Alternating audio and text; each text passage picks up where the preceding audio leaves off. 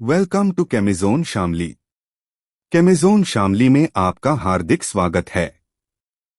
यह चैनल खासतौर पर विद्यार्थियों के लिए बनाया गया है, जहां आपको केमिस्ट्री और साइंस के आसान, सरल और परीक्षा उपयोगी वीडियो मिलेंगे। हमारा उद्देश्य है कि कठिन से कठिन विषय भी आपको सरल भाषा, उदाहरणों, डायग्राम्स और एग्जाम ओरिएंटेड कॉन्सेप्ट्स के साथ आसानी से समझ आए।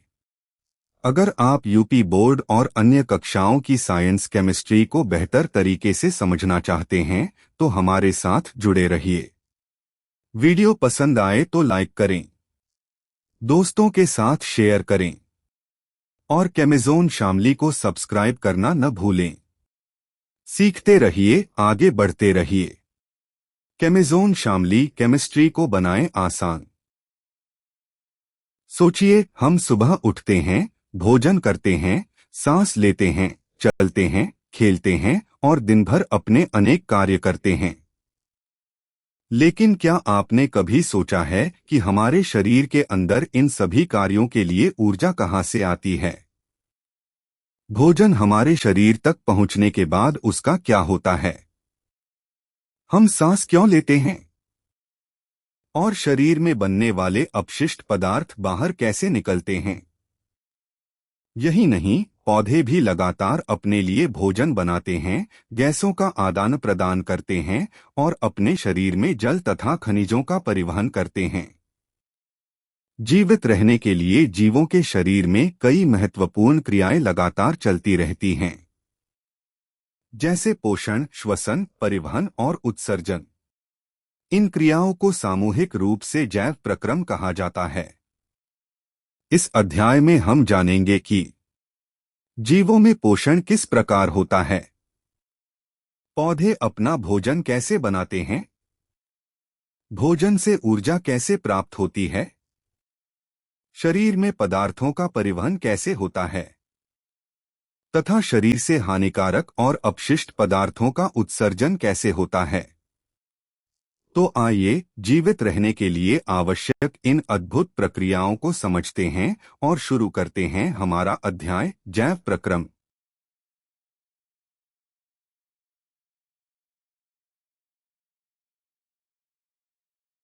जीवित रहने के लिए हमारे शरीर में लगातार कई महत्वपूर्ण क्रियाएं होती रहती हैं। भोजन प्राप्त करना, ऊर्जा प्राप्त करना, पदार्थों का परिवहन और अपशिष्ट पदार्थों को बाहर निकालना इन्हीं में शामिल हैं। जीवों में जीवन को बनाए रखने के लिए होने वाली आवश्यक क्रियाओं को जैव प्रक्रम कहते हैं। जैव प्रक्रम आवश्यक हैं क्योंकि इनके बिना शरीर को ऊर्जा, पोषक पदार्थ और ऑक्सीजन नहीं मिल पाएगी तथा अपशिष्ट पदार्थ शरीर में जमा होने लगेंगे। कक्षा 10 में हम 4 प्रमुख जैव प्रक्रमों का अध्ययन करेंगे।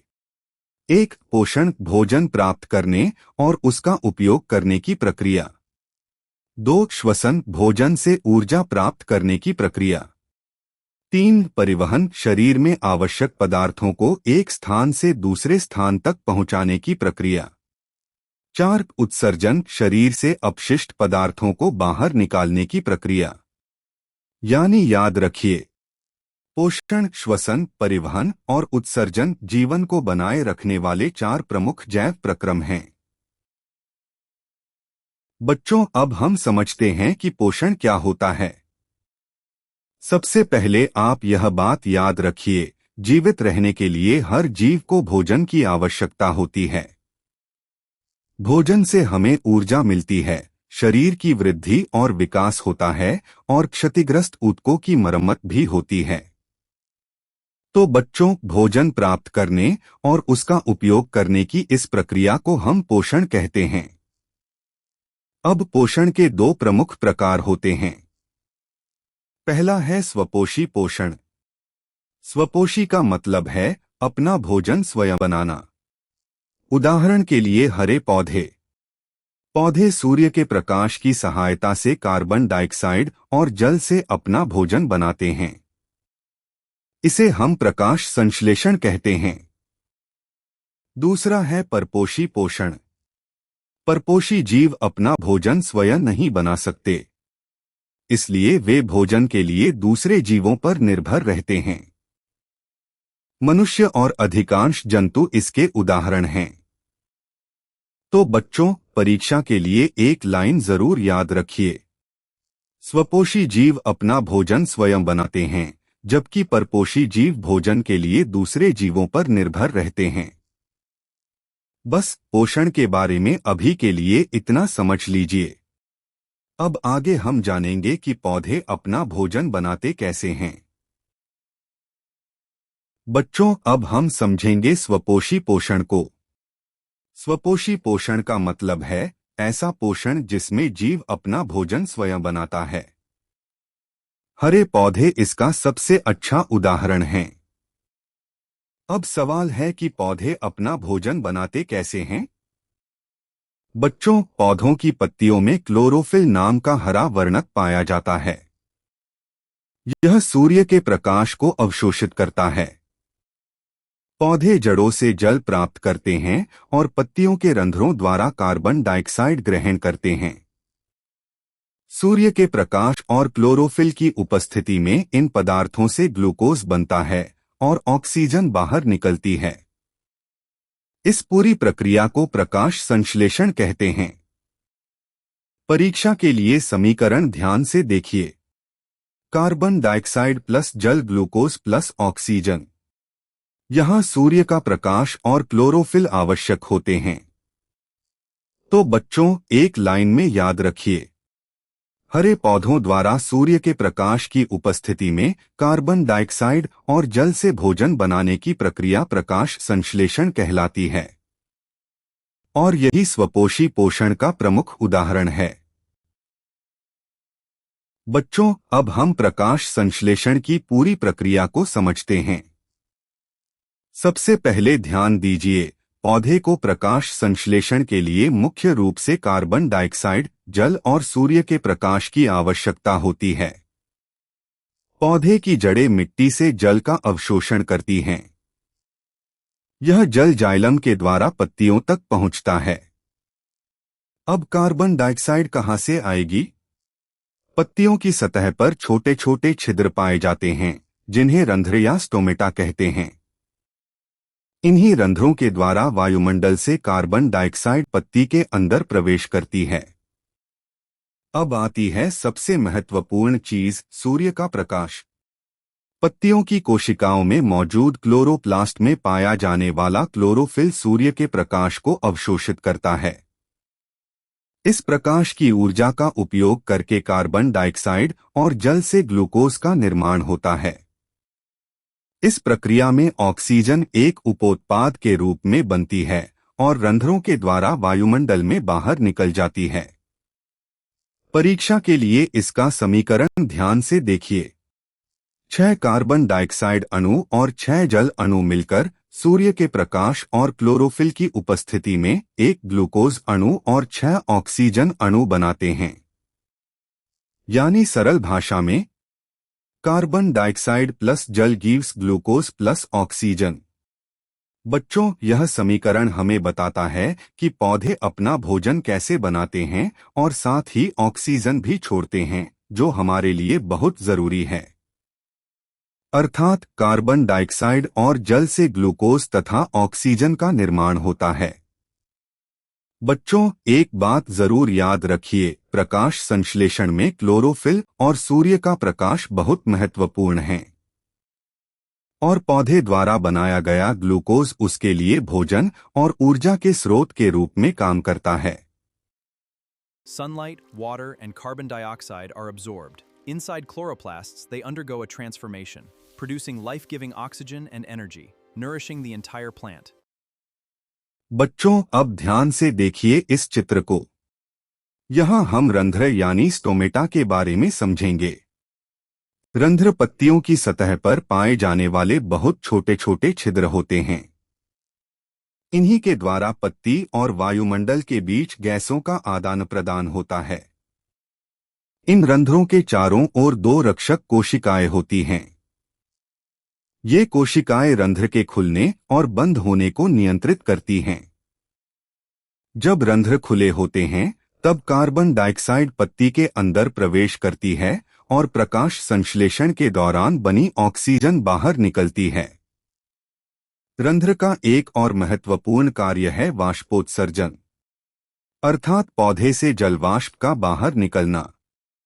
तो बच्चों, परीक्षा के लिए याद रखिए, रंध्र के दो मुख्य कार्य हैं, गैसों का आदान प्रदान और वाष्पोत्सर्जन द्वारा जल की हानि। और एक महत्वपूर्ण बात, जब रक्षक कोशिकाओं में जल की मात्रा अधिक होती है तो वे फूलकर रंध्र को खोल देती हैं।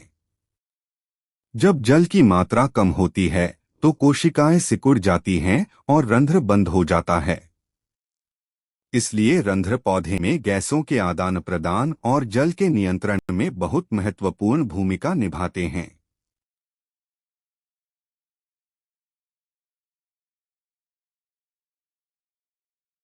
बच्चों, अब तक हमने देखा कि पौधे अपना भोजन स्वयं बनाते हैं, लेकिन मनुष्य अपना भोजन स्वयं नहीं बना सकता, इसलिए उसे भोजन के लिए दूसरे जीवों पर निर्भर रहना पड़ता है। इसे हम परपोषी पोषण कहते हैं। अब समझते हैं कि हमारे शरीर में भोजन के साथ क्या होता है। मानव में पोषण मुख्य रूप से 5 चरणों में पूरा होता है। पहला है भोजन ग्रहण। इसमें हम भोजन को मुख के द्वारा शरीर में लेते हैं। दूसरा है पाचन। भोजन के बड़े और जटिल पदार्थों को छोटे और सरल पदार्थों में तोड़ा जाता है ताकि शरीर उनका उपयोग कर सके। तीसरा है अवशोषण। पचे हुए पोषक पदार्थों का रक्त में अवशोषण होता है। चौथा है स्वांगीकरण। अवशोषित पोषक पदार्थों का उपयोग शरीर की ऊर्जा, वृद्धि और मरम्मत के लिए किया जाता है। और पांचवा है मलत्याग। जो अपचित पदार्थ शरीर के काम नहीं आते, उन्हें मल के रूप में शरीर से बाहर निकाल दिया जाता है। बच्चों, इसे याद रखने की एक आसान ट्रिक है, भो पा अस्वा म, यानी भोजन ग्रहण, पाचन, अवशोषण, स्वांगीकरण, मलत्याग। बस यही हैं मानव में पोषण के 5 प्रमुख चरण। बच्चों, अब हम मानव में पोषण के सबसे महत्वपूर्ण भाग पाचन तंत्र को समझेंगे। हम जो भोजन खाते हैं वह सीधे हमारे शरीर के काम नहीं आता। सबसे पहले भोजन का पाचन होता है, यानी जटिल और बड़े खाद्य पदार्थों को सरल पदार्थों में बदला जाता है ताकि शरीर उनका अवशोषण कर सके। आइए अब भोजन की यात्रा को क्रम से समझते हैं। सबसे पहले भोजन मुख में जाता है। यहाँ हम भोजन को चबाते हैं और लार के साथ मिलाते हैं। इसके बाद भोजन ग्रसनी और ग्रासनली से होकर आमाशय तक पहुँचता है। ग्रासनली में भोजन को आगे बढ़ाने का काम क्रमाकुंचन गति करती है। आमाशय में हाइड्रोक्लोरिक अम्ल और पाचक एंजाइम भोजन, विशेषकर प्रोटीन के पाचन में सहायता करते हैं। इसके बाद भोजन छोटी आंत में पहुंचता है। यहाँ पाचन की प्रक्रिया लगभग पूरी हो जाती है और पचे हुए पोषक पदार्थों का अवशोषण रक्त में होता है। अब ध्यान दीजिए, यकृत पित्त रस बनाता है जो वसा के पाचन में सहायता करता है। पित्ताशय इस पित्त का संग्रह करता है और आवश्यकता के अनुसार छोटी आंत में छोड़ता है। वहीं अग्न्याशय पाचक रस और एंजाइम बनाता है जो भोजन के पाचन में सहायता करते हैं। इसके बाद बचा हुआ पदार्थ बड़ी आंत में पहुंचता है जहां मुख्य रूप से जल का अवशोषण होता है। फिर अपशिष्ट पदार्थ मलाशय में कुछ समय के लिए जमा होता है और अंत में गुदा द्वारा शरीर से बाहर निकाल दिया जाता है। तो बच्चों, भोजन की पूरी यात्रा याद रखिए। मुख, ग्रसनी, ग्रासनली, आमाशय, छोटी आंत, बड़ी आंत, मलाशय, गुदा। परीक्षा में पाचन तंत्र का चित्र और अंगों का क्रम बहुत महत्वपूर्ण है, इसलिए इसे अच्छी तरह याद कर लीजिए। बच्चों, अब हम समझेंगे कि हमारे मुख और आमाशय में भोजन का पाचन कैसे होता है। सबसे पहले भोजन मुख में पहुंचता है। यहाँ हमारे दांत भोजन को छोटे छोटे टुकड़ों में तोड़कर चबाते हैं। इसके साथ भोजन में लार मिलती है, जिससे भोजन गीला और मुलायम हो जाता है। लार में एक महत्वपूर्ण एंजाइम होता है, जिसे लार एमाइलेज कहते हैं। यह स्टार्च को माल्टोज में बदलना शुरू करता है। यानी याद रखिए, स्टार्च प्लस एमाइलेज से प्राप्त होगा माल्टोज। अब भोजन ग्रासनली से होता हुआ आमाशय में पहुंचता है। आमाशय में हाइड्रोक्लोरिक अम्ल यानी HCl पाया जाता है।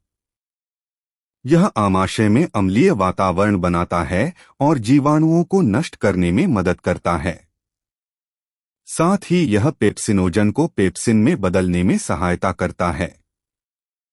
अब पेप्सिन प्रोटीन के पाचन में महत्वपूर्ण भूमिका निभाता है। यह प्रोटीन को छोटे पदार्थों, मुख्य रूप से पेप्टोन में तोड़ता है। लेकिन बच्चों, एक सवाल, इतना अम्ल होने के बावजूद आमाशय की दीवार सुरक्षित कैसे रहती है?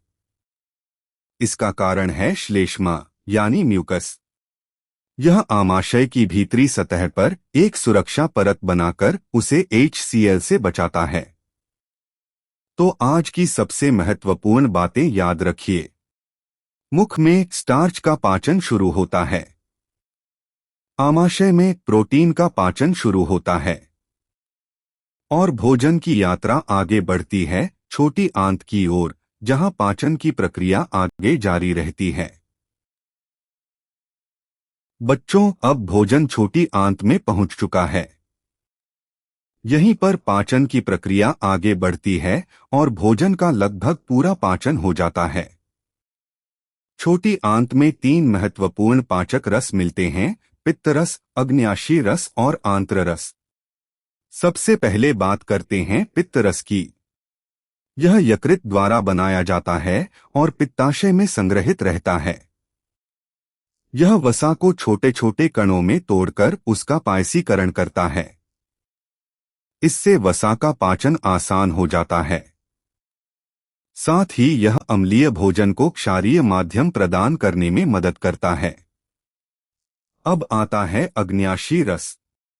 इसमें कई महत्वपूर्ण एंजाइम होते हैं। ट्रिप्सिन प्रोटीन के पाचन में सहायता करता है, लाइपेज वसा को फैटी एसिड और ग्लिसरॉल में तोड़ता है तथा एमाइलेज स्टार्च को माल्टोज में बदलता है। इसके बाद छोटी आंत से आंत्र रस निकलता है। इसमें विभिन्न एंजाइम होते हैं जो कार्बोहाइड्रेट, प्रोटीन और वसा के पाचन को पूरा करने में सहायता करते हैं। इस प्रकार छोटी आंत में भोजन का पूर्ण पाचन हो जाता है और अब पचे हुए पोषक पदार्थों का अवशोषण शुरू होता है। बच्चों, एक महत्वपूर्ण बात याद रखिए। पित्त रस वसा का पायसीकरण करता है।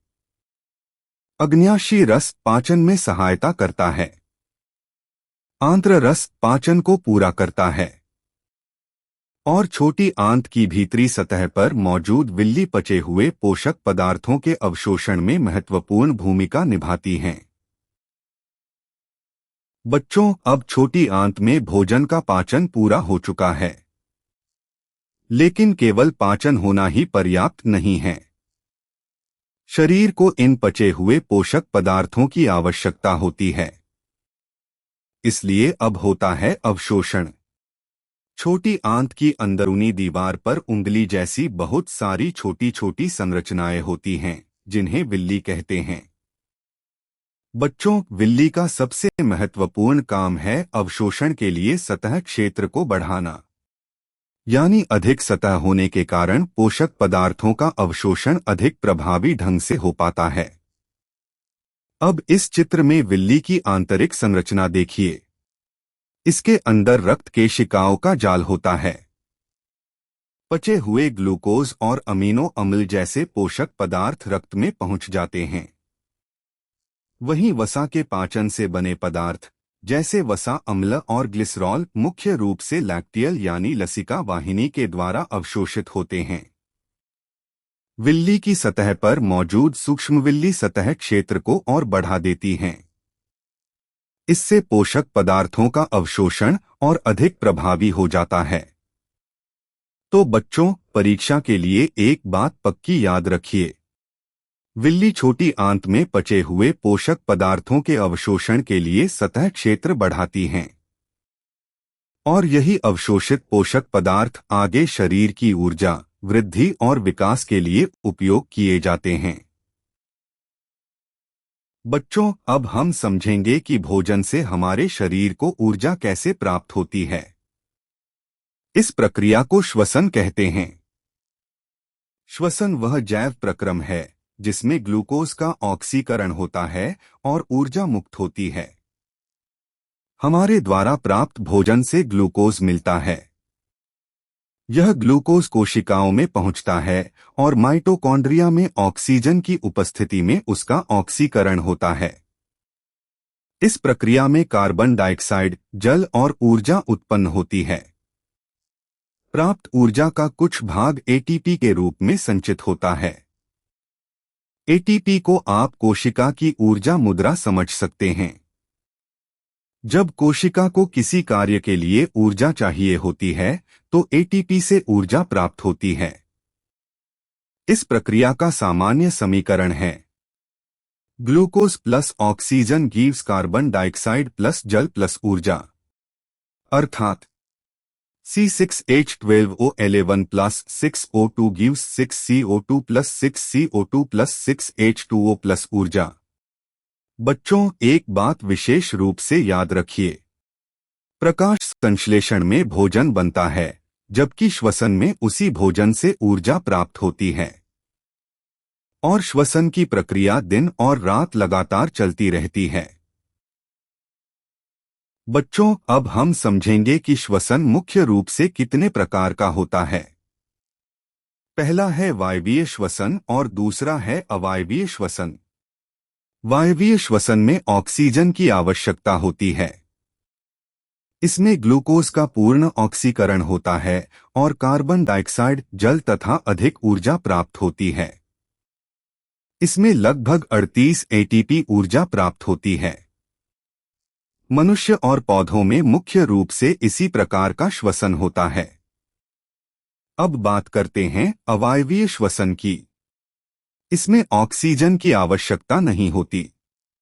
यीस्ट में ग्लूकोज टूटकर एथेनॉल, कार्बन डाइऑक्साइड और कम मात्रा में ऊर्जा बनाता है। वहीं हमारी मांसपेशियों में अधिक परिश्रम के समय ऑक्सीजन की कमी होने पर ग्लूकोज से लैक्टिक अम्ल और थोड़ी ऊर्जा बनती है। इसी कारण मांसपेशियों में थकान या ऐंठन महसूस हो सकती है। तो बच्चों, अंतर याद रखिए। वायवीय श्वसन में ऑक्सीजन आवश्यक है और अधिक ऊर्जा मिलती है। अवायवीय श्वसन में ऑक्सीजन आवश्यक नहीं है और कम ऊर्जा मिलती है। यानी वायवीय श्वसन अधिक ऊर्जा देता है, जबकि अवायवीय श्वसन कम ऊर्जा देता है। बच्चों, अब हम समझेंगे कि हमारे शरीर में श्वसन की प्रक्रिया के लिए कौन कौन से अंग काम करते हैं। सबसे पहले वायु हमारी नासिका से शरीर में प्रवेश करती है। नासिका वायु को गर्म, नम और स्वच्छ करने का काम करती है। इसके बाद वायु ग्रसनी और कंठ से होती हुई श्वासनली में पहुंचती है। श्वासनली एक नली है जो वायु को फेफड़ों तक पहुंचाती है। श्वासनली आगे जाकर दो शाखाओं में बंट जाती है, जिन्हें श्वसनी कहते हैं। ये वायु को दोनों फेफड़ों तक पहुंचाती हैं। फेफड़े श्वसन तंत्र के मुख्य अंग हैं। फेफड़ों के अंदर बहुत छोटी छोटी वायु कोशिकाएं होती हैं, जिन्हें वायुकुंभिका या एल्वियोलाई कहते हैं। यहीं पर गैसों का वास्तविक आदान प्रदान होता है। वायु से ऑक्सीजन रक्त में पहुंचती है और रक्त से कार्बन डाइऑक्साइड वायुकुंभिकाओं में आकर बाहर निकल जाती है। अब बात करते हैं डायाफ्राम की। यह श्वसन में सहायता करने वाली एक पेशीय परत है। इसके संकुचन और शिथिलन से फेफड़ों में वायु का आना जाना होता है। तो बच्चों, याद रखिए, नासिका से वायु अंदर जाती है, श्वासनली उसे फेफड़ों तक पहुंचाती है और वायुकुंभिकाओं में ऑक्सीजन तथा कार्बन डाइऑक्साइड का आदान प्रदान होता है। बच्चों, अब हम श्वसन की सबसे महत्वपूर्ण इकाई के बारे में समझेंगे, जिसे वायुकुंभिका या एल्वियोलाई कहते हैं। वायुकुंभिकाएं फेफड़ों के अंदर मौजूद बहुत छोटी छोटी थैली जैसी संरचनाएं होती हैं। यहीं पर ऑक्सीजन और कार्बन डाइऑक्साइड का आदान प्रदान होता है।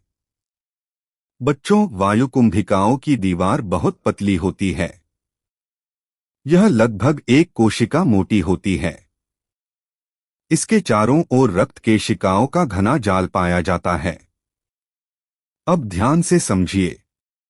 जब हम सांस लेते हैं तो वायुकुंभिकाओं में ऑक्सीजन पहुंचती है। यह ऑक्सीजन विसरण द्वारा वायुकुंभिका की पतली दीवार को पार करके रक्त में चली जाती है। दूसरी ओर रक्त में मौजूद कार्बन डाइऑक्साइड वायुकुंभिकाओं में आती है और सांस छोड़ते समय शरीर से बाहर निकल जाती है। वायुकुंभिकाओं की संख्या बहुत अधिक होती है।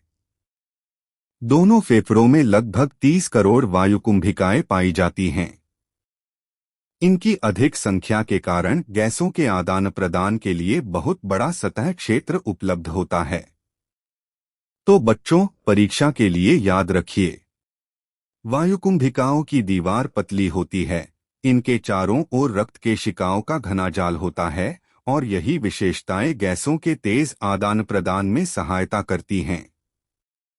अर्थात वायुकुंभिका गैस विनिमय की संरचनात्मक और क्रियात्मक इकाई है। बच्चों, अब इस स्लाइड में हम समझेंगे मानव और पौधों में परिवहन के बारे में। सबसे पहले बात करते हैं मानव में परिवहन की। हमारे शरीर में परिवहन का मुख्य माध्यम है रक्त। रक्त को पूरे शरीर में पहुंचाने का काम हृदय करता है। हृदय एक पंप की तरह काम करता है और रक्त को धमनियों तथा शिराओं के माध्यम से पूरे शरीर में भेजता है। रक्त में मुख्य रूप से प्लाज्मा, लाल रक्त कोशिकाएं, श्वेत रक्त कोशिकाएं और प्लेटलेट्स पाए जाते हैं। अब रक्त वाहिकाओं को समझिए।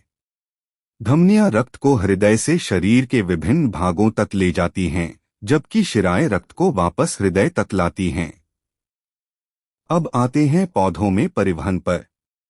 पौधों में परिवहन का काम मुख्य रूप से दो संवहन ऊतक करते हैं, जाइलम और फ्लोएम। जाइलम का काम है जल और खनिज लवणों का परिवहन। यह इन्हें जड़ों से पौधे के ऊपरी भागों यानी तने और पत्तियों तक पहुंचाता है। दूसरी ओर फ्लोएम पत्तियों में बने भोजन को पौधे के विभिन्न भागों तक पहुंचाता है। खास बात यह है कि फ्लोएम में भोजन का परिवहन दोनों दिशाओं में हो सकता है। तो बच्चों, परीक्षा में यह अंतर जरूर याद रखिए। जाइलम जल और खनिजों का परिवहन, फ्लोएम भोजन का परिवहन और मानव में रक्त का परिवहन बंद परिसंचरण तंत्र द्वारा होता है, जबकि पौधों में जाइलम और फ्लोएम संवहनी ऊतक के रूप में परिवहन का कार्य करते हैं। बस इस स्लाइड का सबसे महत्वपूर्ण बिंदु यही है, मानव में हृदय और रक्त परिवहन के लिए महत्वपूर्ण हैं, जबकि पौधों में जाइलम और फ्लोएम। अब हमारा टॉपिक है मानव हृदय, ह्यूमन हार्ट। अक्सर बच्चों को लगता है कि दिल का चित्र देखकर समझना बहुत मुश्किल है, लेकिन आज हम इसे एकदम आसान तरीके से समझेंगे। चलिए ध्यान से डायग्राम को देखिए। बच्चों, हमारे दिल के मुख्य रूप से 4 भाग, चेम्बर्स, होते हैं। सबसे पहले हमारे पूरे शरीर से बिना ऑक्सीजन वाला अशुद्ध खून दायां आलिंद राइट एट्रियम में आकर इकट्ठा होता है। यहां से यह खून नीचे दायां निलय राइट वेंट्रिकल में जाता है। अब दायां निलय इस खून को फुफ्फुसीय धमनी पल्मोनरी आर्टरी के जरिए फेफड़ों में भेज देता है, ताकि खून में ऑक्सीजन भर सके और वह साफ हो जाए। अब जब फेफड़ों में खून साफ हो जाता है तो क्या होता है? फेफड़ों से साफ खून फुफ्फुसीय शिरा पल्मोनरी वेन के रास्ते वापस दिल के बायां निलय वाले हिस्से की तरफ आता है। ध्यान दीजिए, परीक्षा में एक सवाल बहुत पूछा जाता है, किसकी दीवार सबसे मोटी होती है? इसका जवाब है बायां निलय लेफ्ट वेंट्रिकल। क्यों? क्योंकि इसे बहुत ताकत से पूरे शरीर में खून पंप करना होता है। फिर यही साफ खून महाधमनी एओर्टा के जरिए पूरे शरीर में पहुंचा दिया जाता है। महाधमनी हमारे शरीर की सबसे बड़ी धमनी है। वाल्व इनका काम दरवाजे जैसा होता है। यह ध्यान रखते हैं कि खून सिर्फ एक ही दिशा में आगे बढ़े और कभी भी उल्टा न बहे। दोहरा परिसंचरण डबल सर्कुलेशन इंसानों में खून दिल से 2 बार होकर गुजरता है, एक बार फेफड़ों में साफ होने जाने के लिए और दूसरी बार पूरे शरीर में जाने के लिए। इसे ही हम दोहरा परिसंचरण कहते हैं। इसका फायदा यह है कि साफ और गंदा खून आपस में कभी नहीं मिलते। परीक्षा के लिए जरूरी 3 बातें याद रखिएगा। एक सामान्य इंसान का दिल 1 मिनट में 70 से 72 बार धड़कता है। बायां निलय की दीवार सबसे मोटी होती है। वाल्व खून के उल्टे बहाव को रोकते हैं। क्या किसी बच्चे को कोई डाउट है? चलिए इसे अपनी कॉपी में नोट कर लीजिए। हृदय में दोहरा परिसंचरण डबल सर्कुलेशन का मतलब है कि रक्त खून शरीर में एक पूरा चक्र पूरा करने के लिए हृदय से होकर 2 बार गुजरता है। इसे एकदम सरल शब्दों में ऐसे समझिए, यह 2 चक्रों में काम करता है। पहला चक्र फेफड़ों के लिए फुफ्फुसीय परिसंचरण, इसका काम है अशुद्ध गंदे खून को साफ करना। इसका रास्ता है हृदय से और फेफड़े से वापस हृदय में। इस चक्र में क्या होता है, शरीर का गंदा CO2 वाला खून हृदय में आता है। हृदय इसे फेफड़ों में भेजता है, जहां CO2 बाहर निकल जाती है और ताज़ा ऑक्सीजन O2 भर जाती है। फिर यह साफ खून वापस हृदय में आ जाता है। अब दूसरा चक्र समझिए, यह पूरे शरीर के लिए होता है और इसे कायिक परिसंचरण कहते हैं। इसका काम है साफ खून को अंगों तक पहुंचाना। अब इसका रास्ता भी जान लो, यह हृदय से पूरा शरीर और वह से वापस हृदय में। अब समझो कि इसमें क्या होता है। फेफड़ों से आया साफ O2 वाला खून हृदय पूरे शरीर की कोशिकाओं और अंगों तक पंप करता है। अंग ऑक्सीजन का इस्तेमाल करते हैं और फिर से खून गंदा CO2 वाला होकर वापस हृदय में लौट आता है। इस दोहरे परिसंचरण का फायदा क्या है? पहला फायदा, साफ और गंदा खून आपस में नहीं मिलता। शुद्ध ऑक्सीजन वाला और अशुद्ध CO2 वाला रक्त अलग अलग रास्तों से बहता है। दूसरा फायदा है कि ज्यादा ऊर्जा मिलती है। शरीर के सभी अंगों को लगातार भरपूर ऑक्सीजन मिलती है, जिससे हमें दिन भर ऊर्जा मिलती रहती है। The human heart is a powerful muscular pump. It continuously cycles blood through 4 distinct chambers. Valves open and close to keep blood flowing. This continuous beat supplies oxygen to your entire body. हृदय के बारे में पढ़ने के बाद अब परीक्षा के लिहाज से सबसे इम्पॉर्टेंट टॉपिक आता है, धमनी आर्टरी और शिरा वेन में अंतर। यह सवाल बोर्ड परीक्षा में बार बार पूछा जाता है। आइए इसे बहुत ही आसान और मजेदार तरीके से 5 मुख्य बिंदुओं में समझते हैं। 1. रक्त प्रवाह की दिशा ब्लड फ्लो डायरेक्शन। धमनी यह शुद्ध खून को हृदय से निकालकर शरीर के अंगों की तरफ ले जाती है। शिरा यह अशुद्ध खून को शरीर के अंगों से वापस हृदय की तरफ लाती है। 2. दीवारें वॉल्स। धमनी की दीवार मोटी, लचीली और पेशीय होती है। क्यों? क्योंकि हृदय जब तेजी से खून पंप करता है तो धमनी को वो दबाव झेलना पड़ता है। शिरा की दीवार पतली और कम पेशीय होती है, क्योंकि यहाँ खून का दबाव बहुत कम होता है। 3. कपाट बटा वाल्व वॉल्व्स। धमनियों में कपाट नहीं होते, क्योंकि खून ऊंचे दबाव के साथ आगे ही बढ़ता है। शिराओं में कपाट वॉल्व्स मौजूद होते हैं ताकि खून कभी गलती से भी उल्टी दिशा में न बहने पाए। 4. रक्त का प्रकार टाइप ऑफ ब्लड। धमनियों में सामान्यतः ऑक्सीजन युक्त शुद्ध रक्त बहता है। ध्यान दें अपवाद फुफ्फुसीय धमनी अकेली ऐसी धमनी है जिसमें अशुद्ध रक्त बहता है। शिराओं में सामान्यतः ऑक्सीजन रहित अशुद्ध रक्त बहता है। यहाँ भी अपवाद। फुफ्फुसीय शिरा अकेली ऐसी शिरा है जिसमें शुद्ध रक्त बहता है।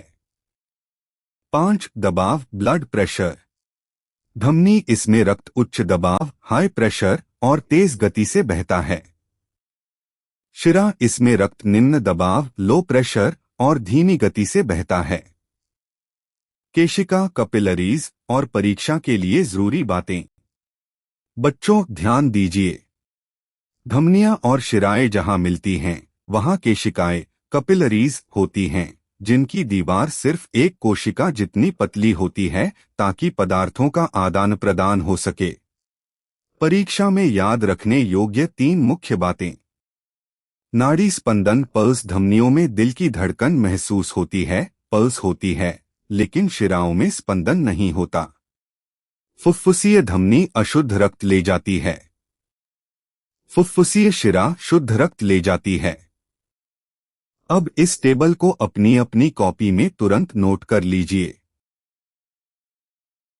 इंसानों और जानवरों में खून के परिवहन के बारे में पढ़ने के बाद अब हम जानेंगे कि पौधों में परिवहन ट्रांसपोर्टेशन इन प्लांट्स कैसे होता है। पौधों में 2 मुख्य संवहन ऊतक वास्क्यूलर टिश्यूज होते हैं, जाइलम और फ्लोएम। परीक्षा में इनमें अंतर बार बार पूछा जाता है, तो चलिए इसे एक एक करके आसान भाषा में समझते हैं। 1. जाइलम जल और खनिज का परिवहन। बच्चों नाम याद रखना बहुत आसान है, जैसे जाइलम और जैसे जल। कार्य जाइलम मिट्टी से जल और खनिज वाटर मिनरल्स को अवशोषित करके जड़ों से पत्तियों तक पहुंचाता है। संरचना और प्रकृति। यह मृत ऊतक डेड टिश्यू होता है जो मुख्य रूप से ट्रेकिड वाहिनिका और वाहिका से मिलकर बनता है। दिशा डायरेक्शन। यह एक दिशीय यूनिडायरेक्शनल होता है। पानी हमेशा नीचे से ऊपर की ओर एक ही दिशा में बहता है। चालक बल। पानी ऊपर कैसे चढ़ता है? वाष्पोत्सर्जन खिंचाव ट्रांसपिरेशन पुल के कारण, जैसे हम स्ट्रॉ से जूस खींचते हैं। 2. फ्लोएम भोजन का परिवहन। इसे भी नाम से याद रखिए, फसे फ्लोएम और फसे फूड भोजन। कार्य फ्लोएम पत्तियों में बने भोजन शर्करा सुक्रोज को पौधे के अन्य भागों जैसे जड़ फल फूल सिंक तक पहुंचाता है। इस प्रक्रिया को स्थानांतरण ट्रांसलोकेशन कहते हैं। संरचना और प्रकृति। यह जीवित ऊतक लिविंग टिश्यू होता है जो सहकोशिका और चालनी नलिका से मिलकर बनता है। दिशा डायरेक्शन। यह द्विदिशीय बाइडायरेक्शनल होता है। भोजन की जरूरत ऊपर पत्तियों की तरफ भी हो सकती है और नीचे जड़ों की तरफ भी, इसलिए यह दोनों दिशाओं में जाता है। चालक बल। भोजन को भेजने के लिए ऊर्जा एटीपी की आवश्यकता होती है। सक्रिय परिवहन। परीक्षा बिंदु एग्जाम पॉइंट्स जो सीधे पूछे जाते हैं। स्रोत जहां भोजन बनता है यानी पत्ती। सिंक जहां भोजन इस्तेमाल या स्टोर होता है यानी जड़ फल या फूल। मुख्य अंतर। जाइलम सिर्फ जल को ऊपर ले जाता है, एक दिशीय और बिना ऊर्जा के काम करता है, जबकि फ्लोएम भोजन को दोनों तरफ ले जाता है, द्विदिशीय, और इसके लिए एटीपी ऊर्जा की जरूरत होती है। बच्चों इसे अपनी कॉपी में नोट कर लीजिए। इंसानों और जानवरों में खून के परिवहन के बारे में पढ़ने के बाद अब हम जानेंगे कि पौधों में परिवहन ट्रांसपोर्टेशन इन प्लांट्स कैसे होता है। पौधों में 2 मुख्य संवहन ऊतक वास्क्यूलर टिश्यूज होते हैं, जाइलम और फ्लोएम।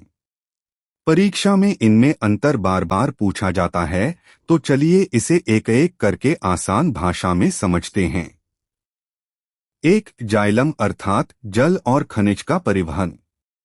बच्चों नाम याद रखना बहुत आसान है, जैसे जाइलम और जैसे जल।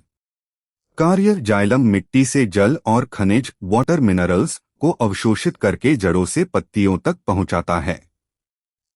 संरचना और प्रकृति। यह मृत ऊतक डेड टिश्यू होता है जो मुख्य रूप से ट्रेकिड, वाहिनिका और वाहिका से मिलकर बनता है।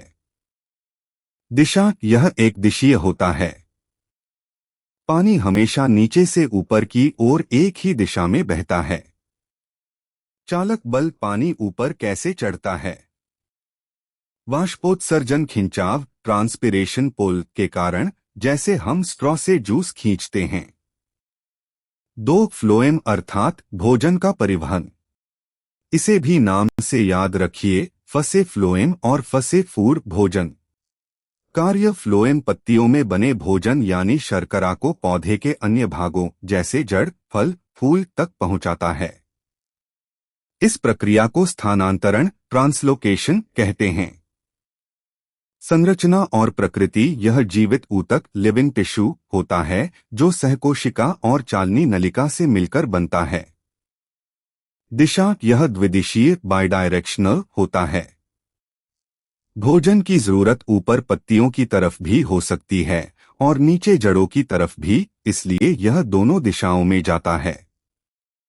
चालक बल। भोजन को भेजने के लिए ऊर्जा एटीपी की आवश्यकता होती है, अर्थात यह सक्रिय परिवहन है। परीक्षा बिंदु जो सीधे पूछे जाते हैं। स्रोत। जहां भोजन बनता है यानी पत्ती। सिंक। जहां भोजन इस्तेमाल या स्टोर होता है यानी जड़, फल या फूल। मुख्य अंतर। जाइलम सिर्फ जल को ऊपर ले जाता है, एक दिशीय और बिना ऊर्जा के काम करता है, जबकि फ्लोएम भोजन को दोनों तरफ ले जाता है, द्विदिशीय, और इसके लिए एटीपी ऊर्जा की जरूरत होती है। बच्चों, इसे अपनी कॉपी में नोट कर लीजिए। पिछली क्लास में हमने पढ़ा था कि जाइलम पानी को जड़ों से ऊपर पत्तियों तक पहुंचाता है। लेकिन क्या आपने कभी सोचा है कि यह पानी नीचे से ऊपर खींचकर कैसे जाता है? इसी प्रक्रिया को समझने के लिए आज का हमारा टॉपिक है वाष्पोत्सर्जन, ट्रांसपिरेशन। वाष्पोत्सर्जन क्या है? बच्चों, बहुत ही सरल परिभाषा है। पौधों की पत्तियों की सतह से, विशेषकर रंध्रों, स्टमटा, द्वारा जल का वाष्प के रूप में बाहर निकलना ही वाष्पोत्सर्जन कहलाता है। यह प्रक्रिया होती कैसे है? पौधे में लगभग 90% जल रंध्रों के माध्यम से ही बाहर निकलता है। रंध्रों का खुलना और बंद होना गार्ड कोशिकाओं, गार्ड सेल्स, द्वारा नियंत्रित होता है। सामान्यतः रंध्र दिन में खुलते हैं और रात में बंद हो जाते हैं। यही रंध्र वायु विनिमय का काम भी करते हैं, यानी कार्बन डाइऑक्साइड को अंदर लेते हैं और ऑक्सीजन को बाहर निकालते हैं। अब सवाल यह है कि पौधा पानी बाहर क्यों निकालता है? इसके 3 बड़े फायदे हैं। वाष्पोत्सर्जन, खिंचाव, ट्रांसपिरेशन पुल। जब पत्तियों से पानी भाप बनकर उड़ता है तो नीचे जाइलम में एक खिंचाव, सक्शन पैदा होता है, जिससे जड़ें जमीन से पानी और खनिजों को ऊपर खींच पाती हैं। पौधे को ठंडा रखना, कूलिंग इफेक्ट। जैसे हमें पसीना आने पर ठंडक मिलती है, वैसे ही वाष्पीकरण से पौधा भी गर्म मौसम में ठंडा रहता है। जल संतुलन। यह पौधे में अतिरिक्त जल को बाहर निकालकर पानी का संतुलन बनाए रखता है। परीक्षा बिंदु, एग्जाम पॉइंट्स जो आपको याद रखने हैं। मुख्य चालक बल। वाष्पोत्सर्जन जाइलम में जल परिवहन का सबसे मुख्य कारण है। समय। रंध्र दिन में खुलते हैं और रात में लगभग बंद रहते हैं। बच्चों, इसे जल्दी से अपनी कॉपी में नोट कर लीजिए।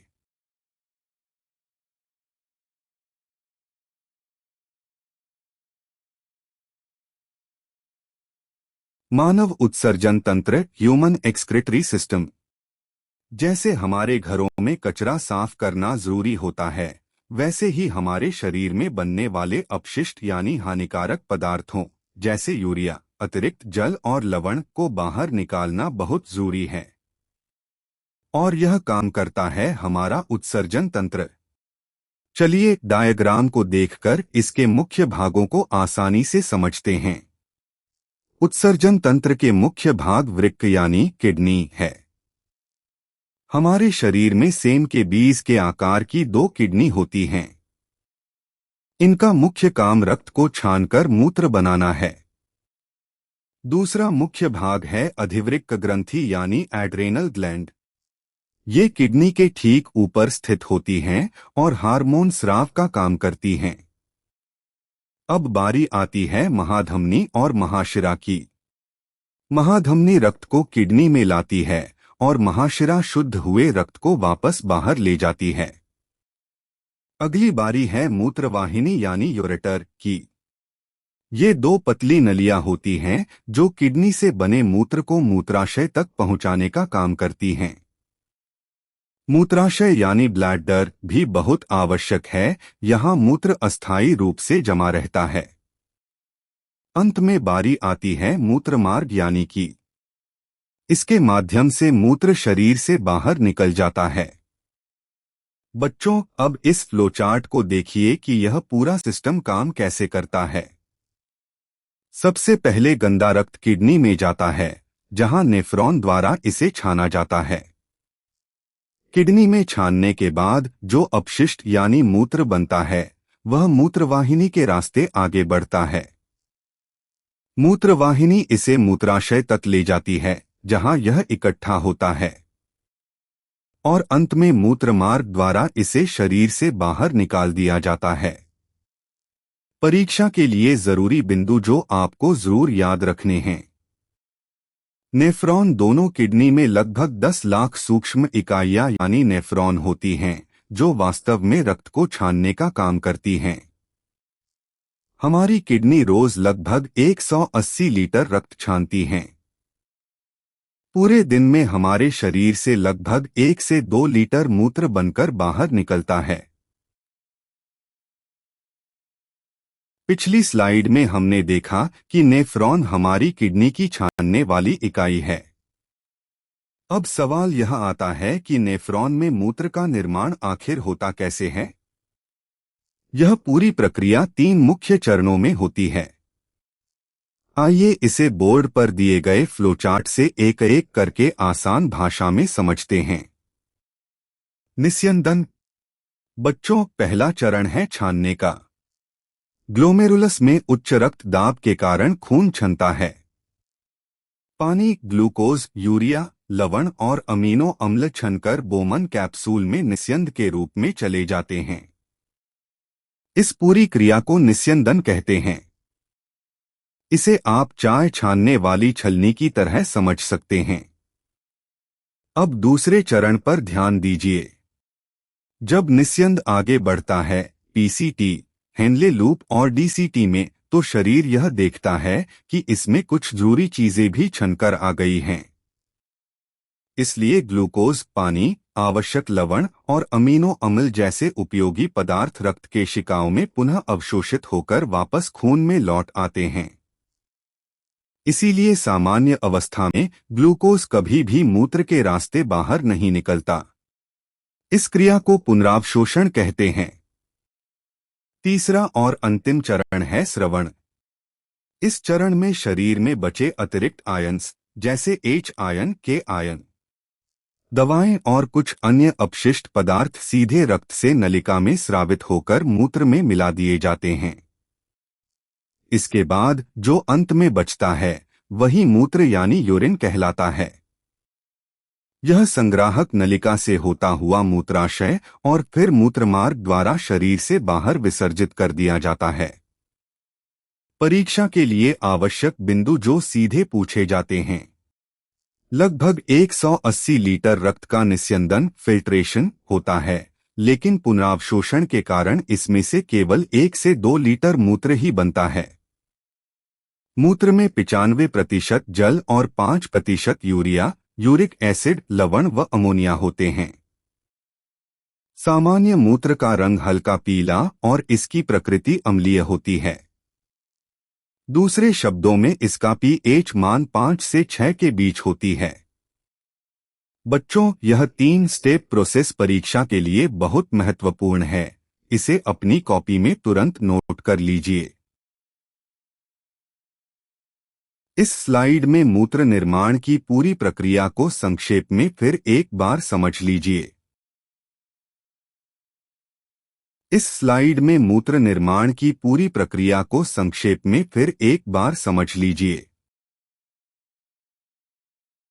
और ये रहे कुछ उपयोगी प्रश्न।